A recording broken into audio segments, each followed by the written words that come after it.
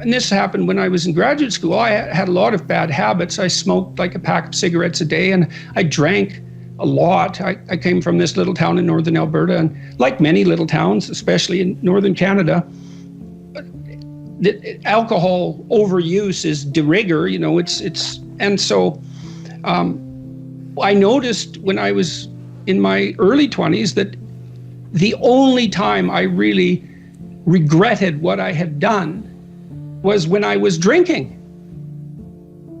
Now, it was also interfering with me writing because I couldn't concentrate well enough if I was hungover, but I also couldn't really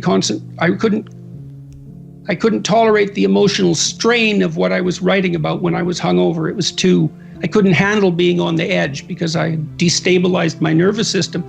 In any case, I stopped drinking. And the reason for that was, I decided I didn't want to be ashamed of what I was doing anymore.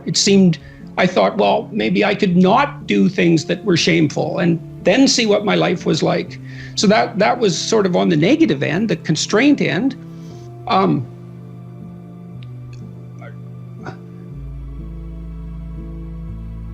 I think people get, on the more positive end, people get deeply involved in what they're doing if they're in the right place in the right time. So that I would say you can tell, this is the idea of heaven on earth to some degree. When time stops, when you're not aware of the duration of time, when you're so engaged with what you're doing that you're not aware of the duration of time, then you've got the forces of chaos and order balanced properly. You're not stultified and bored. That's an excess of order. Everything's too predictable. You're not overwhelmed. You're dealing with, you're playing tennis at the peak of your game. That's partly what people experience when they're great athletes, when they play. The zone, yeah. And they're always stretching themselves to their limit. You can tell that if you watch a gymnast, for example, who has a brilliant performance. They've stretched themselves beyond their domain of competence during the performance. And that's what makes everybody leap to their feet.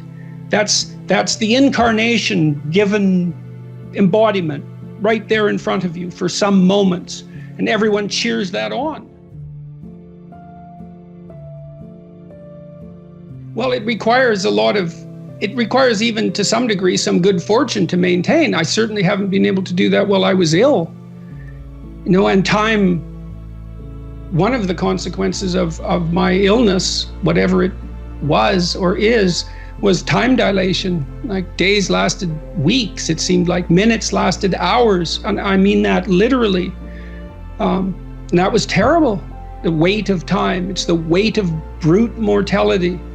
It's the weight of self-consciousness. And you escape that immersed properly. So, and that second chapter is a pretty practical chapter. It's like, well, if you're not who you want to be, then think about how you could be better.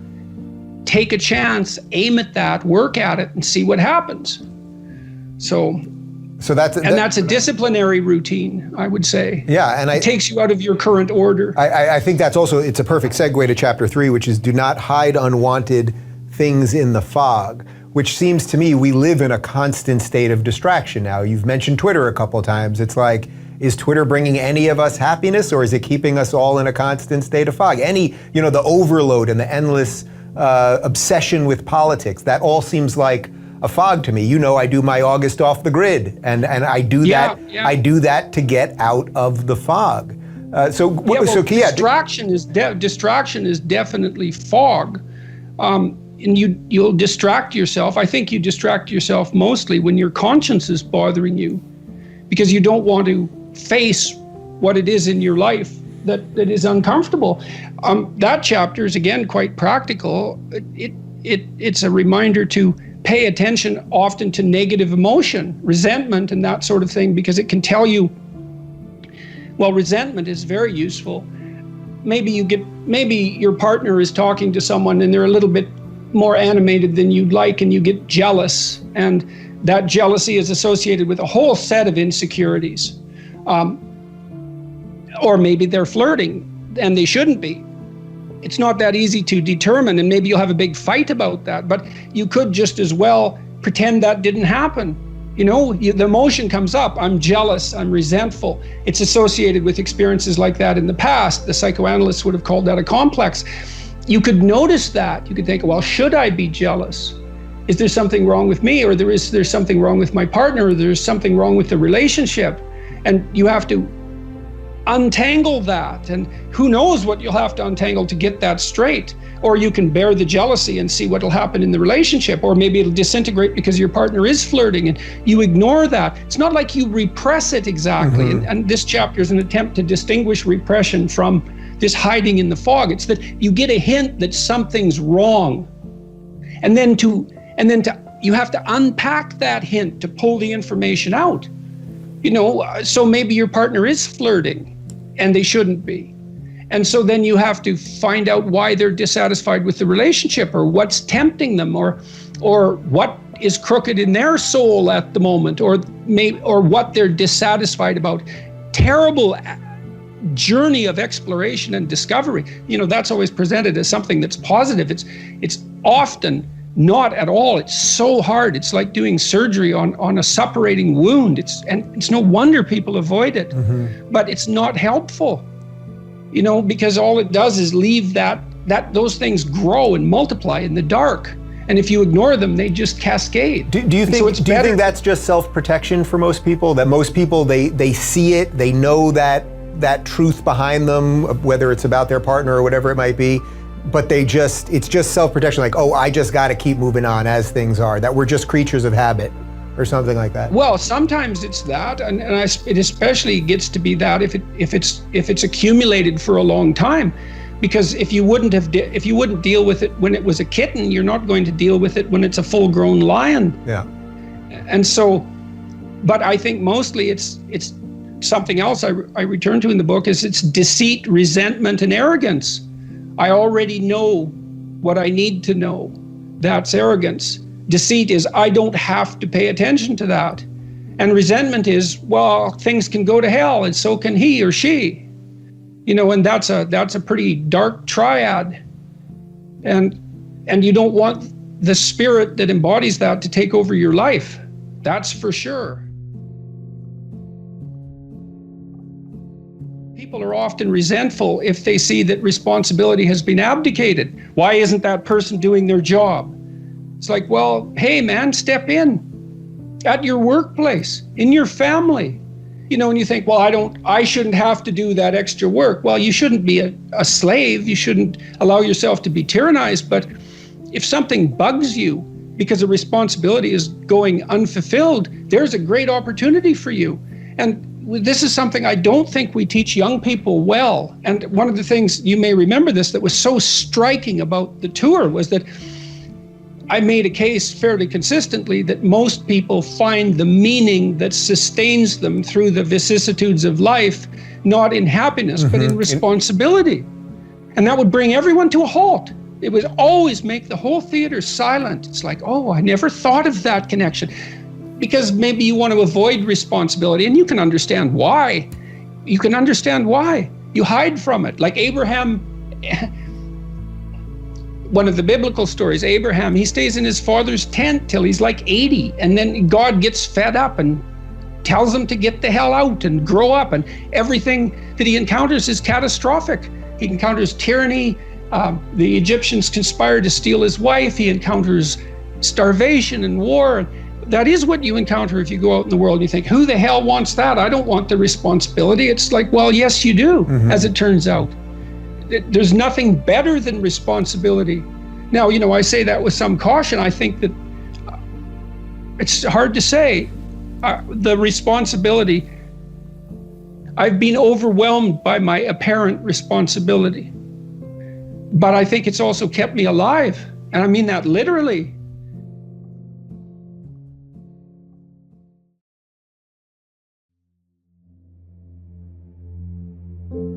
The question to some degree is, how do you help someone that's lost?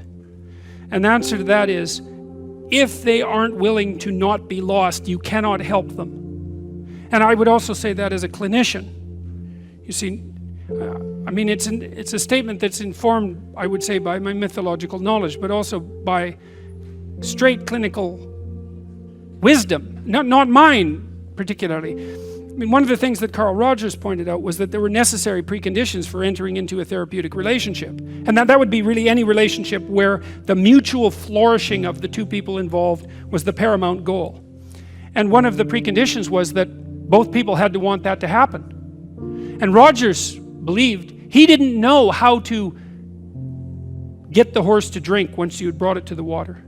And I've thought about that a lot, because when people are really lost, sometimes they're so lost that they can't be found. And I think the only thing that you can do in a situation like that is get your life together and manifest the reality of an alternative mode of being. That's what you've got. And so that's the only way I know of to solve an intractable problem.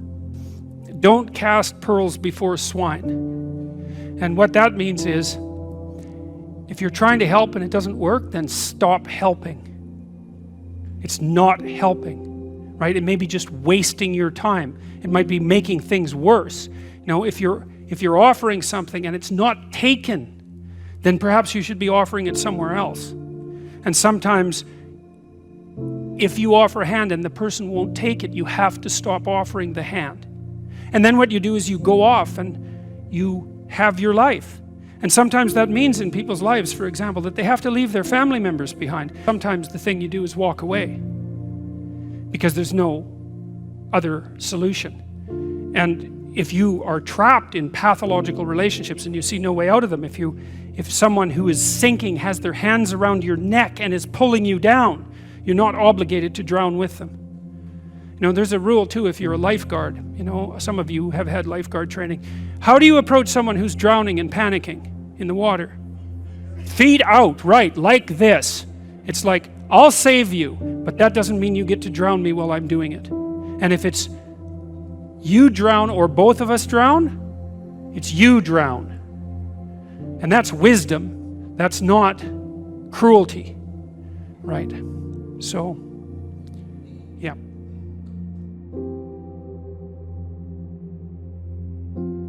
Often you talk about one way to find meaning is in the journey between who you are and who you could be. But how do you make sure that when deciding like who you could be, that you're not aiming too high? Right. Because then potentially you could be disappointed. Oh, that's a good. That's how a really, do you make sure that it's challenging enough to keep you engaged? Yeah, that's a really good question.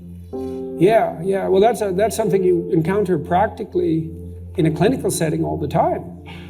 Well, you know, let's say I was dealing with a client, and maybe that was somebody who, say, a man, 35 years old. He still lived at home, so he was too dependent. His room is a complete bloody catastrophe. And, you know, he's living like a bratty 13-year-old, and that gets pretty ugly by the time you're 35. You know, and he knew it, and I'm sure his mother knew it, although obviously she put up with it, which was probably her mistake, at least in part. But maybe we decide, well, you know, let's start by cleaning your room. And so as a cognitive behavioral psychologist, you engage in a process called collaborative empiricism. And that's partly to solve the problem that you described as, well, how do we know we set the right goal? Well, we'd say, well, go try it. And just watch yourself like you don't know who you are, and come back next week and we'll see how you did. And maybe, I remember this one client, he came back and he said, you know, I went and got the vacuum cleaner from the closet, which is something I really never done. And I put that vacuum cleaner in the doorway of my bedroom, crossways, so it blocked the doorway, and then I just walked over it for a whole week. And like, he was completely nonplussed at his own intransigence. And look what he did, eh? He was so resentful and so angry that he, instead of vacuuming his damn bedroom like he planned, he just stuck the vacuum in his own way and then martyred himself over it every day for a week. It's like, okay, then we're starting to get somewhere with the whole you living at home thing here. And so, well, that was too high a goal for him. And you say, well, how do you know that? It's like, well, he didn't do it, did he? So then what you do practically is you say, well, how about you bring that vacuum cleaner into your room this week, and that's your whole assignment. And just watch what happens when you bring it in. Watch the fantasies that flicker in the back of your mind as you live out your resentment at your therapist for daring to make you bring that vacuum across the threshold of your bedroom. And so if people catch those fantasies, whew, that's quite the bloody nightmare and quite the revelation to themselves, I can tell you, because you have to be one angry person to put a vacuum cleaner in your doorway and walk over it every day for a week.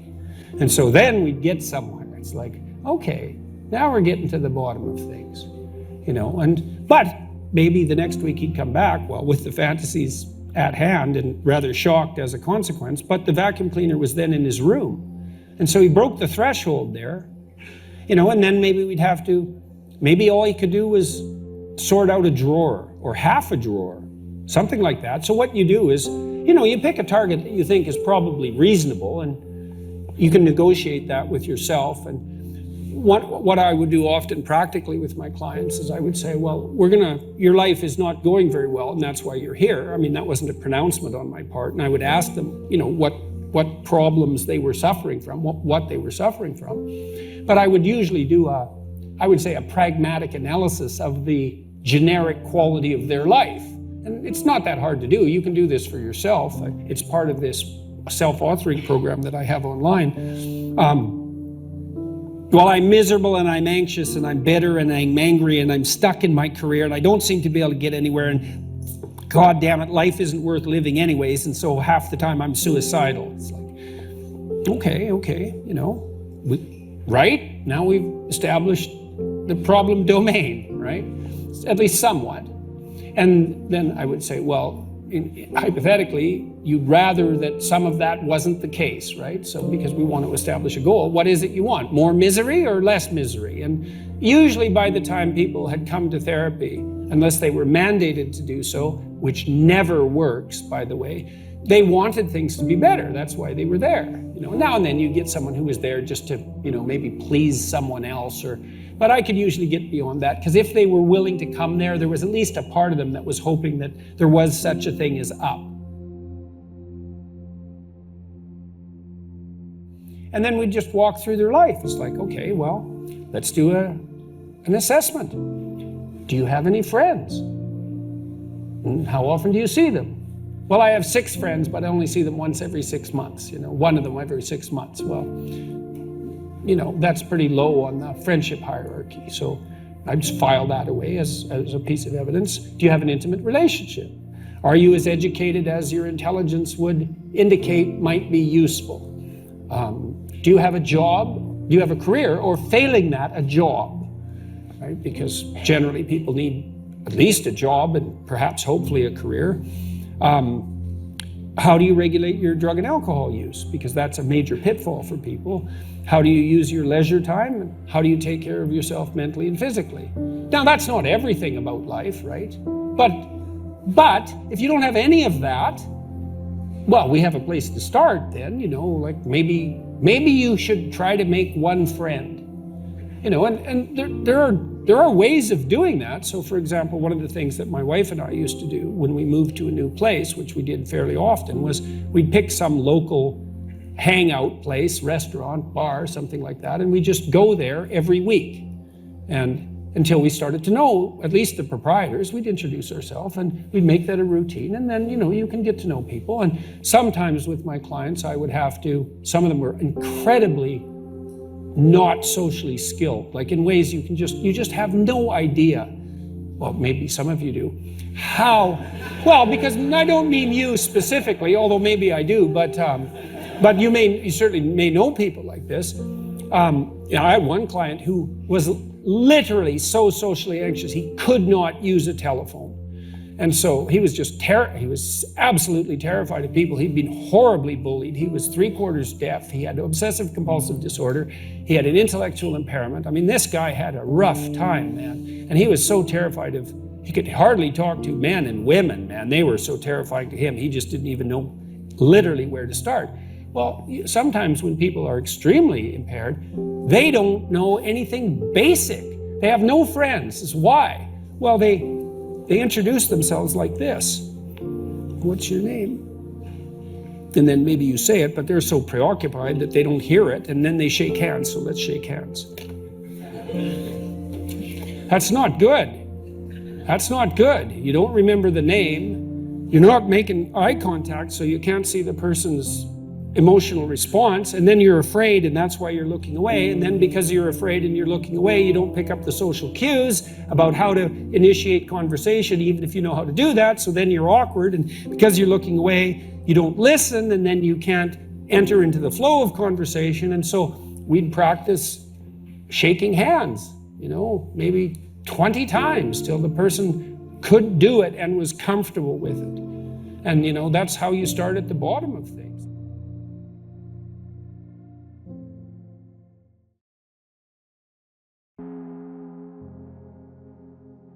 Generally, if I engage in conflict, the reason I engage in it is because I think the alternative is worse. And so, if you're trying to settle things with a family member, there's often a terrible minefield that you have to wander through to reach anything approximating a lasting peace. And avoiding it doesn't make it better. And it's terrible to confront it, and it can be virtually beyond your capacity to tolerate to do it. And so people avoid it very frequently, but that doesn't make peace. It just harbors underground resentment and breeds bitterness and hatred. And so that's not, unless that's what you want, that's not a good solution. Why do you think it is that some of the things that you've said and the way you've gone about kind of writing up your stuff has been such a phenomenon and caused so many people to sit up and pay attention? Well, I suppose in some sense those things that we take for granted we regard as obvious, but if we take them for granted and we regard them as obvious and then they're challenged, we often have no idea why they're valuable. So for example, I've had many clients who were considering getting married or not getting married, and they would say to me, well, it's just a piece of paper. And they thought that was a pretty good argument. And that's not a good argument at all. That's an argument that's so shallow that you hardly know where to begin. But, if someone comes up to you on the street and says, defend marriage, it's like, well, what do you know? It's like, how are you going to do that? It's so obvious that it's defensible that you don't have the arguments at hand. I mean, you're not a legal philosopher. And so people who do that, they think they're intelligent because they can put you on the spot. And merely the mere fact that you can't articulate a claim you share with almost everyone in some traditional sense doesn't mean either that you're stupid or that the principle itself is invalid. It just means that we tend not to discuss all those things we agree upon.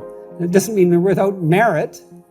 So the rules, I've been criticized, my books have been criticized. Well, they're, self-help. And I think, well, I'm actually not contemptuous of that, so that criticism doesn't bother me. My clinical practice, many of my clients were brought to whatever philosophical understanding they had through so-called self-help books. And if they were reading books, that's not so bad. And what were they trying to do? Improve themselves? How pathetic is that? And then to pander to an audience that needs self-improvement. It's like, well, so yes, the rules were obvious, but the reasons for them weren't. And so I think the reason the books were popular, or one of the reasons, is that I tried to make a case for why these hypothetically simple, axiomatic, propositional statements were neither simple nor obvious, and why they were also necessary. And people like to be walked through the whole process of the thought that underlies the claim, let's say. It's very difficult to properly organize your immediate environment. And that's another thing I try to do with the books, is show that some of these so-called simple things, clean your room. It's like, I'll tell you, this is the truth. I've been trying to organize my office for 3 years. I was flooded by so much mail and so much catastrophe that I fell way behind in my ability to keep my closet organized, my clothes organized. I had 3 years worth of mail sitting in my office at the university, thousands of pieces of mail. And it took a lot of work and it's still not done. I hope I'll have my damn room clean by the time I go out on tour, which is going to happen we go back on the road on 25th of January. And I'm hoping, for symbolic purposes, among other reasons, to have my house in order and beautified again as well.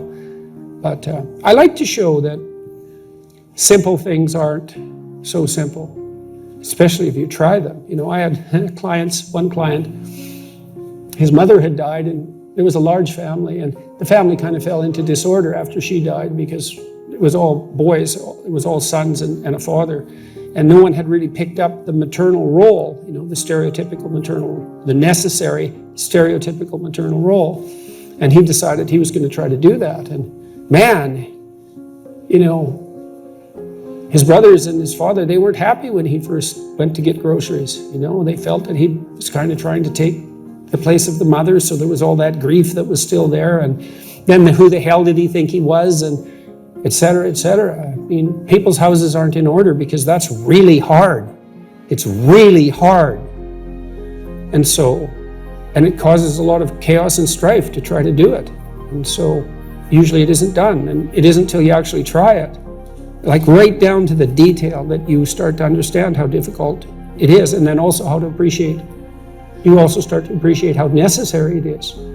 So it's fun shedding light on that sort of thing, and the non-triviality of the ordinary. And part of the reason I concentrate on the individual is because I don't think the things we do are trivial. If you think the things you do are trivial, then you're either bringing a trivial attitude towards them, or you're doing things that you're not doing the things you should be doing, or you're not framing the situation appropriately.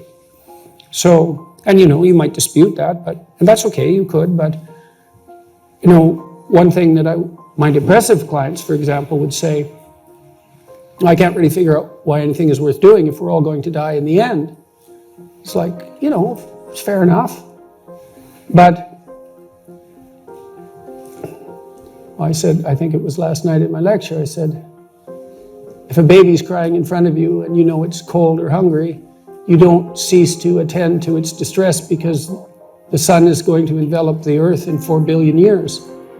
You think, that's not a good excuse. Well, why not? Why not use that time frame? And your instinctive answer is, well, that's just not the appropriate time frame. And so I would say, well, if you have the the habitual inclination to apply to your own life a time frame or an evaluative framework that reduces what you're doing to meaninglessness, then you should consider whether or not you're using the wrong time frame. Right? If it all of a sudden becomes meaningless, pointless, you're suffering in the work you have to do, well, find a time frame that is appropriate, you know, sufficient unto the day, let's say. That's a good start. The first question might be, why should you even bother improving yourself? And I think the answer to that is something like, so you don't suffer any more stupidly than you have to. And maybe so others don't have to either. It's something like that. You know, like there's a real injunction at the bottom of it. It's not some casual self-help doctrine. It's that if you don't organize yourself properly, you'll pay for it, and in a big way, and so will the people around you. Now, and you could say, well, I don't care about that, but that's actually not true. You actually do care about that, because if you're in pain, you will care about it. And so you do care about it, even if it's just that negative way, you know. It's very rare that you can find someone who's in excruciating pain who would ever say, well, it would be no better if I was out of this. It's sort of, pain is one of those things that brings the idea that it would be better if it didn't exist along with it. It's incontrovertible. So you get your act together so that there isn't any more stupid pain around you than necessary. Well, so then the question might be, well, how would you go about getting your act together? And the answer to that, and this is a phenomenological idea too, it's something like, look around for something that bothers you and see if you can fix it. So now you think, well, let's say you go into you can do this in a room. It's quite fun to do it just when you're sitting in a room, like a room, maybe your bedroom. You can sit there and just sort of meditate on it and think, okay, if I wanted to spend 10 minutes making this room better, what would I have to do? And you have to ask yourself that, right? It's not a command, it's like a genuine question. And things will pop out in the room that you know, like there's a stack of papers over there that's kind of bugging you, and you know that maybe little order there would be a good thing, and you know, there's some rubbish behind your computer monitor that you haven't attended to for like 6 months, and the room would be slightly better if it was a little less dusty and the cables weren't all tangled up the same way. And like if you allow yourself just to consider the expanse in which you exist at that moment, there'll be all sorts of things that'll pop out in it that you could just fix. And you know, I might say, well, if you were coming to see me for psychotherapy, the easiest thing for us to do first would just be to get you to organize your room. You think, well, is that psychotherapy? And the answer is, well, it depends on how you conceive the limits of your being. And I would say, start where you can start. You know, if something announces itself to you, which is a strange way of thinking about it, as in need of repair, that you could repair, then hey, fix it. You fix 100 things like that, your life will be a lot different.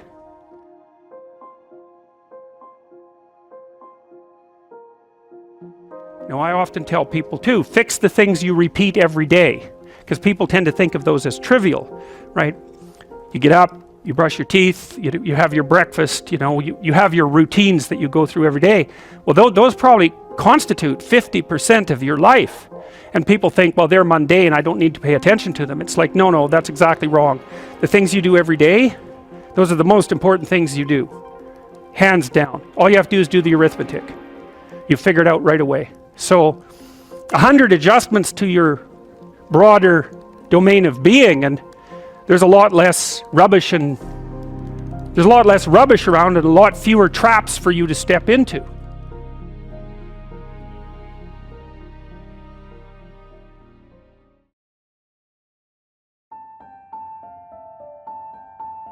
I'm really on the side of the person that wants to do something positive with their life, to make their own life better, because I think that's where you should start. You should start by maximizing the quality of your own life. That's not a selfish thing, or if it is, it's the right kind of selfishness. And that you should figure out how to do that in a way that's of benefit to your friends and your family and your community, and you should take that deadly seriously. And the reason you should do that is because that just makes life better for everyone. And it reduces a fair bit of the misery that would otherwise be part and parcel of life, and it makes everything function smoothly. And one of the things I'm really curious about is what the world would be like if everybody decided to do that, because human beings are really remarkable creatures, and we hobble ourselves very badly with deception and resentment and revenge and the desire to make things worse and arrogance and all those sins, let's say, that make us deviate from our true path. And our true path should be something like, imagine the noblest aim that you can conceptualize and then sacrifice your life to attempting to attain it. And there's nothing in that isn't good for everyone. And so, apart from the fact that it requires a lot of responsibility, I just can't see why everyone wouldn't do that. And when I'm talking to young people and, you know, shaking my finger and saying, you know, grow the hell up and get mature and take on some responsibility, I'm not saying that because I'm an enemy of the person. I'm saying it because I'm the best friend of the part of them that would really like to walk in the light. And it's an invitation to walk in the light. And it would be remarkable. This is what we need to do, as far as I'm concerned, not only in the West, but in the world at large, but maybe in the West first, is we have to consciously decide that we're going to do everything we can as individuals to walk in the light, and to regard that as a noble and heroic endeavor, and to make that first and foremost in our lives. And that's what we should be educating young people to do, and they can do that. And so I have dozens of people writing to me and talking to me all the time who are saying the same thing. They're saying, look, I've really been trying to get my act together over the last 6 months. I've been trying not to lie, which is slightly different than trying to tell the truth, right? It's a more humble goal to not lie, because you can tell when you're lying, but you can't necessarily tell when you're telling the truth. And I've been coming up with a plan, and I've been trying to discipline myself, and I've been cleaning up my room, which is like a nice humble act that involves transforming chaos into order. And they write and say, God, things are just working out way better for me. It's like, whoa, do it, man. That's just, you keep that up for 15 years and you'll be unbeatable. And that's what we should be convincing young people to be, is to be unbeatable. If you're not doing what you want to do or what you think you should be doing, drop the presumption that you know who you are and start to negotiate with yourself like you're a stranger who needs to be enticed forward. Because you don't know who you are, especially if you're not able to regulate your behavior, because that's evidence that you don't know who you are. Something is driving the ship. It's not you. or it's not the you think you are. And that's often extremely humiliating to people, because you may have to pick a goal that's so low, so lowly, right, that you embarrass yourself half to death by recognizing the necessity of you having to practice that. But the upside of that is that improvement, incremental improvement, scales exponentially. So even if you have to start somewhere really trivially, man, once you start, you can really scale up quickly. And so, you know, and with an exponential increase, which I think improvement is, the trajectory of improvement is characterized by a power law function. It doesn't really matter where you start if you're doubling. Look, I mean, think, you get 1% better a week. That's not that high a goal, right? Maybe you could get rid of 1% of your stupidity and malevolence a week, or maybe every 2 weeks.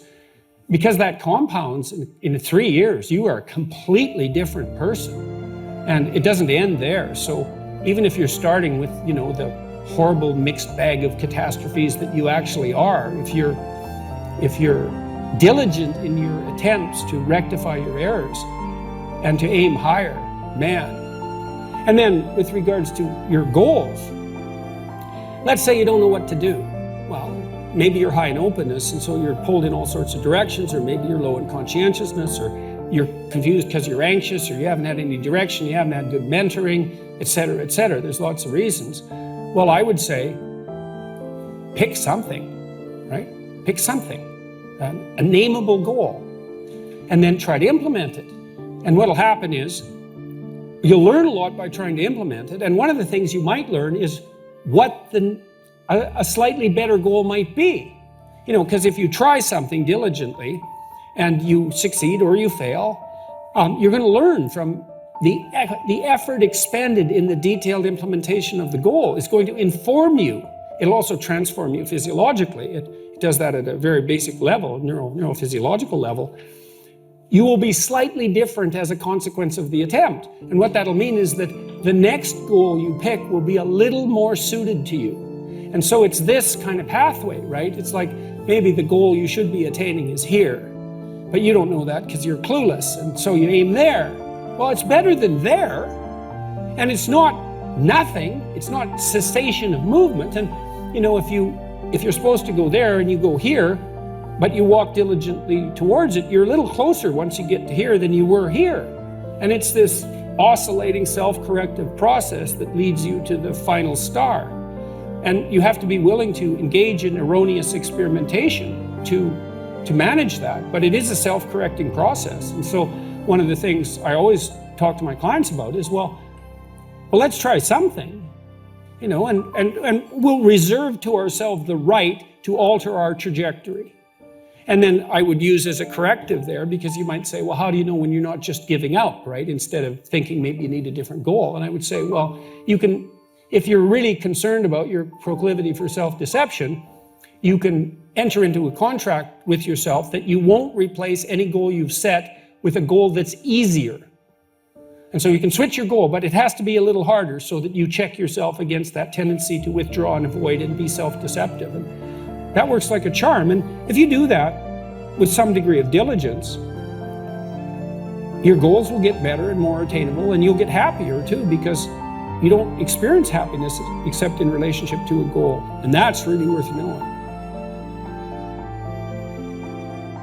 If your life is meaningless, well, you're not pursuing a valued goal. I mean, you might be depressed too, and sometimes that can be like an illness, you know, something that is really wrong with you. But a good rule of thumb is that if you find no joy in life, there's a very low probability that you're pursuing a goal that you regard intrinsically, like in the depths of your temperament, as worthwhile. And that's technically true, because we do in fact experience most of the positive emotion, let's say, that's associated with emotions like joy. We experience that in relationship to a goal. So, well, then you want to find a goal that regulates your negative emotion and that brings you a certain amount of positive emotion and that expands your competence as you pursue it. And you will experience that as meaningful. That's really what meaning signals. Meaning signals you're doing all those things. You say, well, that's not real. It's like, don't listen to the semantic chatterbox so much, right? There's levels of you that are far wiser than that. And You can watch what happens to you instead of noticing what you think.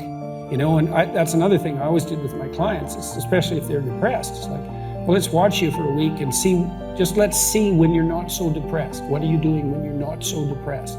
Now, for some people who had an endogenous depression, they were just depressed all the time.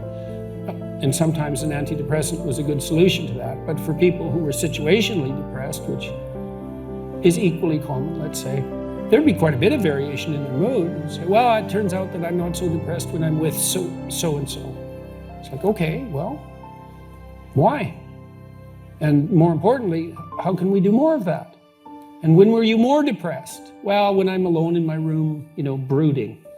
Okay, well, how about you spend 10% less time this week alone in your room?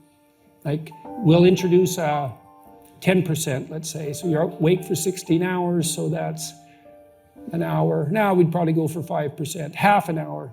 That's a hell of an improvement over 20 weeks, right? Because that would be 100% less time doing counterproductive brooding.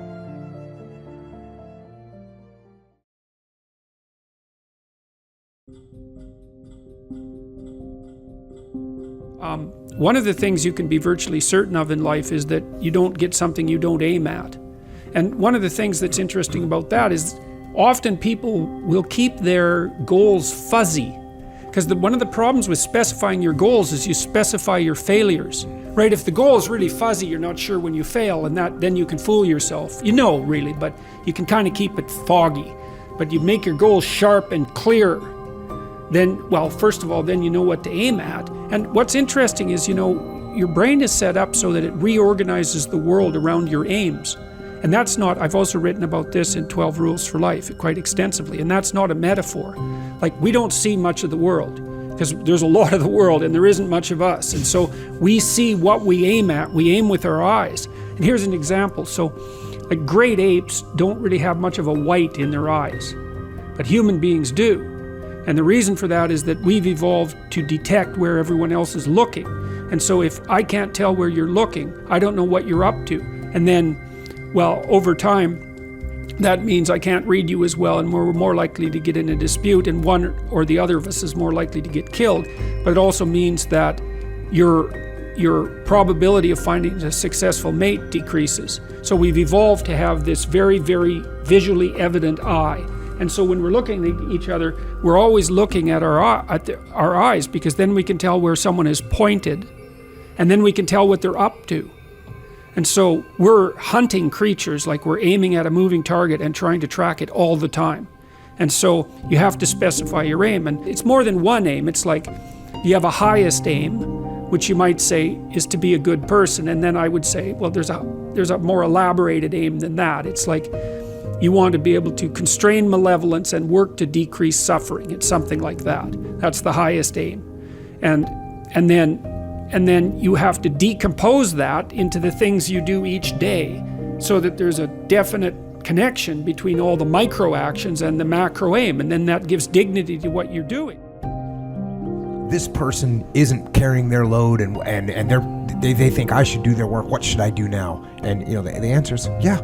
Someone wants you to do their work. Do their work. Yes, do their work. Yes, I'll do that all day long. Yeah, no kidding. Yeah, you don't want to do your job. That's fine. I'll do it. Yeah. And actually, I just answered a question where somebody said, the guy's a friend of mine, and he's not carrying his load. What should I do? And I said, well, how about you help him? What's going on at home? Is he going through a divorce? Has he got issues? Is a kid sick? How about you help him and say, hey, let me take that off your plate right now? Because in 2 months or 6 months, you might be the person that needs help. You might be the person with a sick child. But regardless of that, maybe he's just as lazy, and maybe he shouldn't be your friend, and maybe eventually he won't be your friend. But nonetheless, the solution is the same. If you don't want to do your work, that's fine. I'll do it for you. Yeah, well, that's such a funny thing. That's exactly right. Because, you know, what you want to do in your job is make yourself indispensable, right? And the way you make yourself indispensable is by being indispensable. And the way you do that is by doing a bunch of things that, if they're not done, catastrophe occurs. And that's exactly right. So if there's someone around you and they're abdicating their responsibility and you can pick it up, it's like, what an opportunity. You know, you think, well, I'm not going to get credit for it. It's like, well, first of all, there's lots of different forms of credit, but you learn. And then when the company shrinks and they're looking at who to keep, you know, they think, oh, it turns out you're doing all sorts of things. We can't do without you. That's not what we expected. We can't do without you. Here's some more things you could do. You know, and then you're also in a position to bargain. You can say, well, look, you know, in order for me to keep doing this level of responsibility, you know, I need to be paid more because I have other options, or because it's just, or because that will make me more efficient. But then you've got some power too, because they need you. And so indispensability, and that's power. Indispensability is power, not tyranny. You can't exist outside of a framework of value. It's not possible. It's not technically possible. I outline this in quite a bit of detail in chapter 10, which is called Rule 10, which is called Be Precise in Your Speech, is that the way the world manifests itself to you is integrally tied to your value structure. And that's because, to put it very simply, is that your very vision is dependent on an aim. Like whenever you look at the world, you're aiming at something. You're aiming at something with your eyes. You can't focus on something without aiming at it, and you won't aim at it without valuing it. So your very perceptions are dependent on your value structure. Now that doesn't mean there isn't a world. It does mean that experience is a complex interplay of your value structure and the unmanifest world. It's something like that. And then that begs the question, which is, well, if you have to have a value structure, then what should it be? Well, and then that brings us back to the ideas that we were talking about earlier. Like you should value being. You should take on the responsibility of being as your highest ethical obligation and try to improve it, try to reduce suffering, try to make the most out of yourself in a way that's beneficial to you and your family and your community. You should aim high, and your perceptions will reconfigure themselves around those aims, and that will allow the world to manifest itself to you in the most positive possible manner, or at least in the most meaningful possible manner. And in the absence of that, all you have is stupid suffering. That is the anxiety and depression that we talked about earlier. Without a point, without value, without an aim, all you're left with is the misery and anxiety of life. That makes people bitter. I love to bring up the notion of the aim, because one can react to this stupid suffering in a number of ways, but this is so clear. You write in it, you say, you cannot aim yourself at anything if you are completely undisciplined and untutored. You will not know what to target, you won't fly straight, even if you do get your aim right. And then you will conclude there is nothing to aim for, and then you will be lost. And these days, the prevailing moral framework, as I see it, is if it feels good, do it. How is it that discipline and the straight and narrow offer the best chance for a good life? And how is it that we have forgotten that is the case? Well, the reason that discipline is necessary is because you're a mass of competing short-term interests. And so the question is then, well, which short-term interests should win out? And the answer to that is, well, none of them. They need to be organized into a hierarchy that makes them functional across time and across individuals.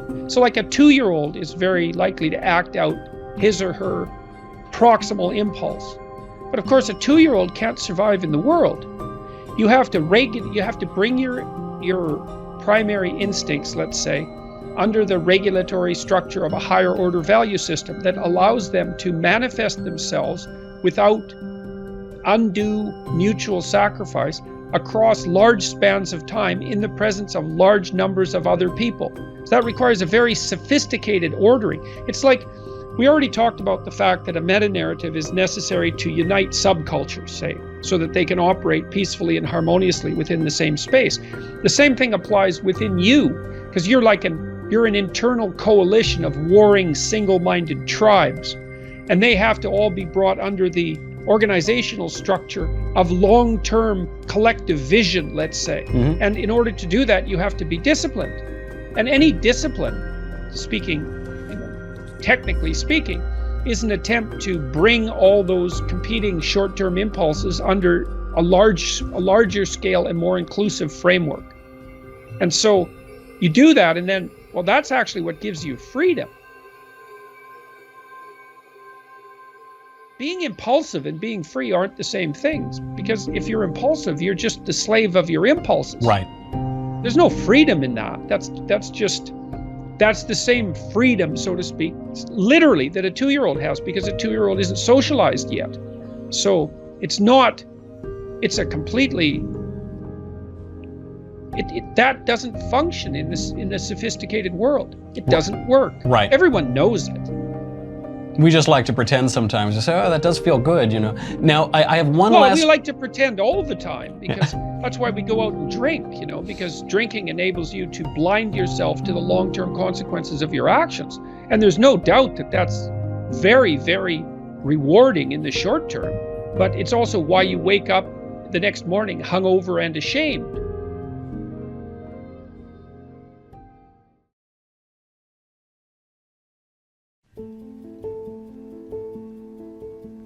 My father's a tough character, and he's relatively low in agreeableness, especially politeness, and although moderate in compassion. And he's a pretty harsh taskmaster, demanding in terms of his standards.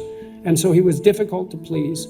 And that's both a blessing and a curse, you know, because the curse is that he's not pleased, but the blessing is that he thinks you can do better. And so, you know, it's really hard to say when someone's on your side, it's not obvious exactly what that means. It's like, well, are they on the side of who you are, or are they on the side of who you could be? And a lot of what is necessary paternal encouragement, I would say, you know, speaking somewhat stereotypically, is being on the side of who you could be. And I thought this through quite carefully as a clinician, because one of the clinical psychologists who had a major impact, I would say, on me intellectually and practically was Carl Rogers. And Rogers preached, let's say, this doctrine of unconditional positive regard. And he's been criticized for that, because if you actually listen to Rogers, even in his interactions with clients, it was pretty obvious that his positive regard wasn't unconditional. And the problem with unconditional positive regard is, well, you know, you're actually not okay the way you are. And right, and who thinks they are? You know, all of us are perfectly, if we have any sense, cognizant of our imperfections. We also hope we're not all we could be, because, you know, especially if you're suffering miserably because of your ignorance and your willful blindness and your malevolence, you think, God, I hope there's more to me than this. And you really do hope that. And then to have someone who's on the side of the part of you that could yet be better, that's really something. And I told my clients all the time when they came in for therapy, when I made such things explicit, that, you know, we were in a partnership to bolster the part of them that was aiming up, that was aiming at the good. And it was useful for people to partition themselves to some degree into that part that was aiming up and that could be trusted and relied upon as an aid to further growth, and that part that was, you know, bitter and resentful and angry and sometimes homicidal and sometimes worse than homicidal, and that was clearly aiming down in every possible way. And I wanted to be on the side of the, you know, the better angels of our nature, let's say. And I would say my father was definitely that. And so that was painful in some ways, because it was difficult to please him. And he applied the same standards to himself and paid a certain cost for that. But I did know fundamentally that he had my back, and I mean really fundamentally. And I knew that that was not all that common, because many of my friends growing up, especially the group of friends I had before almost all of them dropped out of school, so that would have been junior high, they had very contentious relationships with their father that weren't predicated fundamentally on something like a mutual respect. And that was very hard on them, and I suspect also very hard on their fathers. And my father, when my friends used to come over, he cast a dim light on the bunch of juvenile delinquents that I hung around with in junior high, and perhaps for good reason. But they respected him, and they also knew that he was on my side.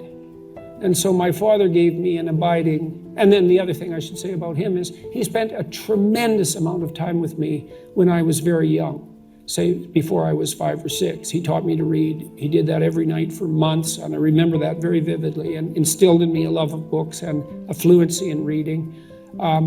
He believed that I could do what I set my mind to. And he really believed that.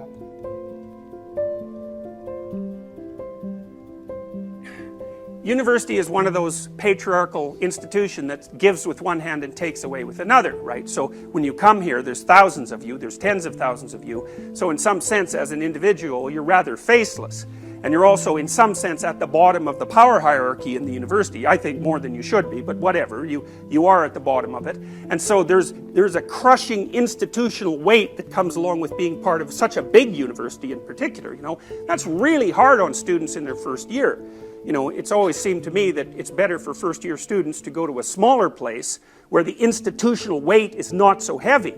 And, you know, I've tested U of T students in their first year with things like the Beck Depression Inventory, and about 30% of U of T students meet criteria for hospitalized depression. They do, you know, but that's also because the Beck is way more sensitive to that than it should be, at least, that, you know, because I don't think its criteria for when you should be hospitalized are reasonable. But the point is that the depression and the anxiety is quite high. And so, but on the other hand, of course, you're benefiting from going to university. And so that's the kind of bipolar nature of the symbol. It's the tyrant and it's benevolent tradition at the same time. You know, it's molding you. You could even say it's crushing you, because an educational system does that. But at the same time, it's like, well, unless you allow yourself to get crushed by it, you're not going to get the benefit. And that's the paradoxical relationship that individuals have with culture everywhere and at all time. You know, without culture, you're nothing. But with culture, you have to be a cog in some sense. And so the tension between those two things is continual and constant. You could think about it as an existential constant. Ever since there's been complex human societies, and maybe even when there were only tribal human societies, that's been a problem for the individual. So culture, tradition, the dominance hierarchy is a solution and a problem. And nature, the unknown, unexplored territory, is a solution and a problem. And then the third category, well, you see, I'll just tell you a couple of things about these images. So the one on the right, that's the devouring father that's also giving birth. So in some sense, your personalities are being devoured by the university, but at the same time, a new personality is coming, you know, emerging as a consequence of that, and hopefully it's a better personality than the previous one. If you can tolerate the tension of being transformed, the heat and the pressure, then hopefully you come out, you know, though it's worth it. The process is worth it. Okay. Now, you know, you see on the right at the top, you see a picture of an old man kissing Joseph Stalin, which is quite a weird thing to do, given that Joseph Stalin was probably responsible for the deaths of, you know, some number of people, in excess of 10 million, perhaps in excess of 30 million. People argue about this all the time. He certainly starved 6 million Ukrainians to death in the 1930s, which is something that, you know, for some reason you don't hear much about in your education. But, you know, 6 million Ukrainians, probably worth noticing a little bit. But it doesn't matter, because this old man, this was taken after the fall of the Berlin Wall. He's nostalgic for the times when everything was certain, you know, and the gold statue of Stalin is a representation, in some sense, of a deified leader. And the old man is there as in a position of worship. And then Captain Hook there at the bottom on the right-hand side, he's quite an interesting character, because he's basically a tyrant. And the Peter Pan story is very interesting, because Peter Pan sort of means everything. And Peter Pan is the sort of person who wants to retain the dynamic potential of childhood. Because when you're a child, you're not anything, but you could be anything. So you're pretty much only potential. And then you might say, well, why should you sacrifice that potential to become something actual? Because in some sense, it's actually a limiting process. So for example, and I mean this in the most concrete possible way, you have more neural connections when you're born than you do at any other time in your life.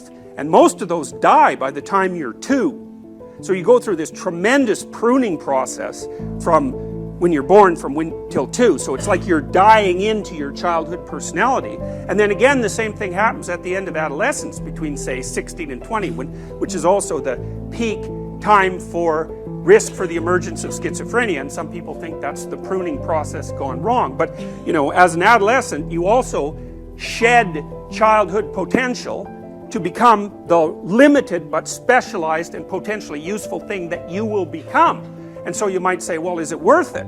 Is it worth shedding that potential? And Peter Pan's answer to that is, well, no. He wants to remain in Neverland as a magical boy forever. And he's king of the lost boys, which I would say is that's not much of a dominance hierarchy, right?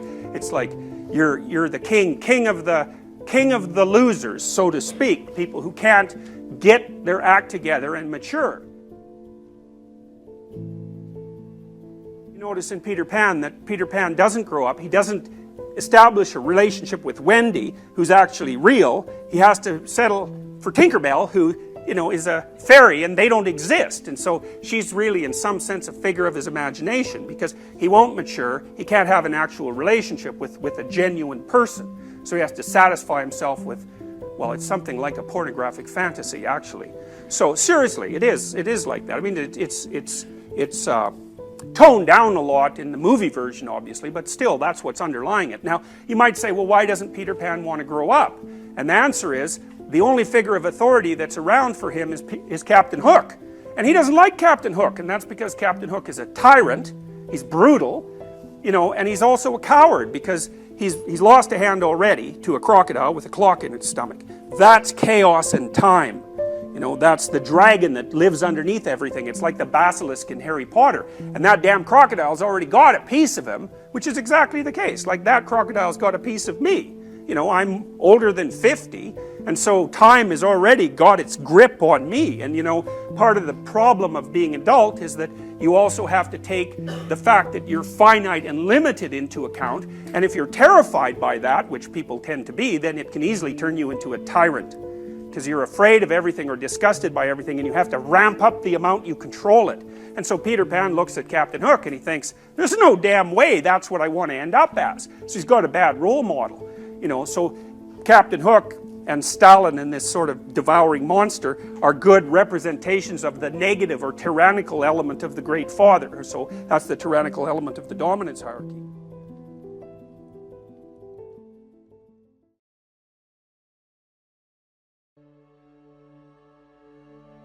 Remember what happens in Pinocchio. Pinocchio goes to Pleasure Island, and Pleasure Island is a place where impulsive pleasures can be had at a moment's notice. But what Pinocchio discovers, along with Jiminy Cricket, that Pleasure Island is run by masked totalitarians. They're all dressed in black, you remember, and they're turning the children and adolescents who are on Pleasure Island, they're depriving them of their voice, turning them into braying jackasses, and preparing to sell them as slaves to the salt mines. And so there's an implication in that story that the pursuit of impulsive pleasure is one route to totalitarianism and slavery, and I believe that. So perhaps orienting your language towards the gathering of impulsive pleasure is a misuse of your highest gift, the gift of logos, the gift of communication. The alternative is to orient yourself towards the highest good, as we already described, and then speak the truth. And you can tell when you're doing that, or you can tell when you're not doing that, because if you're not telling the truth, if you're using someone else's words, you're being manipulated in a sense by forces that are behind the scenes. You're not using your own words. You're the puppet of an ideology or another thinker or your own impulsive desires. And you can tell when you're speaking like that, because it makes you feel weak. It makes you feel weak and ashamed, and you can localize that feeling physiologically. If you listen to yourself talk, you can tell when you're speaking properly, you will experience a feeling of integration and strength. And when you're speaking in a deceitful or manipulative manner, you'll feel that you're starting to come apart at the seams. And what you need to do is practice only saying things that make you feel stronger. And that'll mean, to begin with, that you'll notice that almost everything you say is a lie. It's either a lie or someone else's words. It's very hard to find your own words, but you don't actually exist until you have your own words. So then you try to teach yourself how to speak your own truth, and you listen to other people while you're doing that, because they can help you shape and correct your words. They'll react to them badly if you formulate your ideas badly, and if you listen and pay attention, then you can learn to formulate your words more and more clearly and accurately, and that makes you more and more powerful. It gives you more and more authority, which is the beneficial form of power. Okay, so you do that, and then you have to make a decision of faith, and that's basically, well, that you can either use your language to manipulate the world and make it do what you want, or you can use your language to try to articulate the truth as carefully as you possibly can, and then you can see what happens. You have to let go of your desire for the consequences that you want. You have to assume that if you speak the truth, the results are the best that is possible under the circumstances. And so it's an exciting way of living in some sense. It's like continually walking off a cliff, because you don't know what's going to happen next if all you do is say what you think. you know, and maybe you're at work and you say what you think and you get fired and you think, oh my God, that's a terrible catastrophe. But maybe it's not, because maybe if you're working somewhere and you have to lie to maintain your job, maybe you shouldn't be there. Maybe it's deadening your soul and damaging you in some permanent manner and making you corrupt. And so you have to orient yourself. You have to speak the truth as carefully as you can. You have to listen to others so that you correct your speech. And then you have to allow the consequences that ensue to unfold as they will. That's the ultimate act of faith, I would say. Then you should educate yourself. And it's not that easy to do now, because you have to find people who can actually tell you mostly what to read and maybe also how to write, because writing is a way of formulating your thoughts ever more precisely. That's why you go to university, to learn how to write. If you know how to write, you can think. If you can think and speak and communicate in writing, you're unbelievably powerful in the authority manner, because arguments move the world forward. And if your arguments are tight and well constructed and lucid and well edited and carefully thought through, and you have 5 rationales for everything that you're doing, which is what happens if you learn to write properly, then you're like a force of nature, man. No one can take you down. And that's one of the things that people aren't taught about why you go get educated, especially in the humanities. Humanities education, if it's real, organizes your psyche, grounds you, puts you on a rock, and makes you a force to contend with.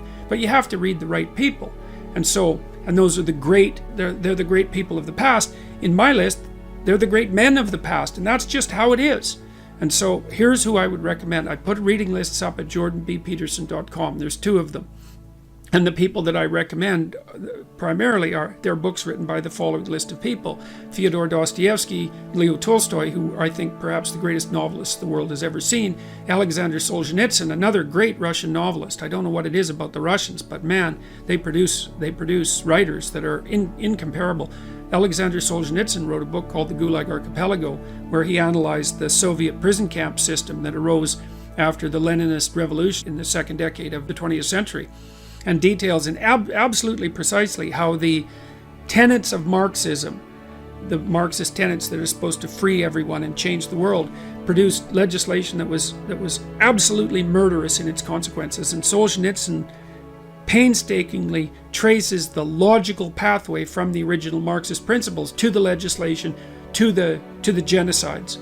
Because you'll hear people who are basically Marxists say things like, well, true Marxism never existed. And Solzhenitsyn took that argument apart in the mid-70s, and the Gulag Archipelago was an intellectual bomb. It demolished any credibility that Marxism had to intellectual respectability. You have to read the book. The book is about the central issue in our culture at the moment. If you don't read it, you're not informed. You can't participate in the debate except as a puppet. And so I wouldn't recommend participating in this debate as a puppet, because you don't know who's behind the scenes pulling the strings. If you remember the Pinocchio story, the forces that were pulling the strings were not forces that were acting in Pinocchio's best interest, that's for sure. George Orwell, English essayist, incomparable commentator on socialist totalitarianism, even though he was a left-winger and a brilliant one. Aldous Huxley, who wrote Brave New World, had some very brilliant things to say about the potential demolition of sexual choice of sexual partner as a part of a dystopian future. Friedrich Nietzsche, a philosopher who described himself as someone who thought with a hammer. And Nietzsche is a very, very dangerous person and an absolutely brilliant writer. And Carl Jung, who was a student of Nietzsche, and Nietzsche was the philosopher who had announced the death of God back in the late 1800s, and Jung spent his whole life attempting to revivify God. That's one way of thinking about it. And so if you educate yourself, and this is a really good place to start, if you read these authors, then you'll know what else to read. If you read these authors, it'll take you a good long time, and it will be very, very hard on you, and you won't be the same person when you come out, and that's very frightening. And because being torn down and rebuilt is no joke, but it beats the hell out of the alternative, which is just to stagnate and stay a stagnant infant, which is not something I recommend. There's nothing uglier than a stagnant 40-year-old infant. So that's equivalent, just so you know, to Pinocchio, back to the Pinocchio story, rescuing Geppetto from the underworld. Remember when he had kind of turned into a half jackass after being at Pleasure Island, where he was enticed, by the way, from a couple of people that was the fox and the cat, who attempted to entice himself into believing that he was a victim and needed a vacation. So Pinocchio was enticed onto Pleasure Island by two figures that played on his sense of victimization and neurosis and suffering to convince him that he didn't have to take any responsibility for his own existence, and he could just busy himself with impulsive pleasures, right? That's how he fell into the hands of the totalitarians on Pleasure Island. Anyways, Pinocchio, after he left Pleasure Island, had to go into the ocean twice, and the second time he went into the ocean, he was looking for his father. Well, everyone's father, from a mythological perspective, is dying in the underworld, in the chaos, because everyone inhabits a culture that's sick and old, so to speak. And it's sick and old because it was made by the dead, and the living have to revivify it continually in order for it to be a dynamic force. And the living have to revivify their connection with the culture internally too, because you're constructions of culture, although not only constructions of culture. And you have to understand history, because otherwise you can't understand yourself. You're a historical creature. And so you have to rescue your dead father from the belly of the beast, from the dragon. Because remember, the whale in Pinocchio is also a fire-breathing dragon. And that means you have to face the thing that you most fear. And when you do that, you'll rescue your father from the underworld. You have to revivify your father before you can become real. And that's part of the problem with the feminist and social justice warrior insistence on the existence of the patriarchy. It's like everyone's known since the beginning of time that culture is corrupt and tyrannical, but it's also protective and benevolent. Even the language you use is a product of culture. And so you don't overthrow the patriarchy, you revivify your culture. And you do that by adopting responsibility for your own being and then acting as a moral agent in the culture. That's what you do to become educated. So read these books. Read these books. They'll change your life. I guarantee it. They'll change your life. They'll take you apart. They'll devastate you. And then they'll rebuild you into something far greater than you are now.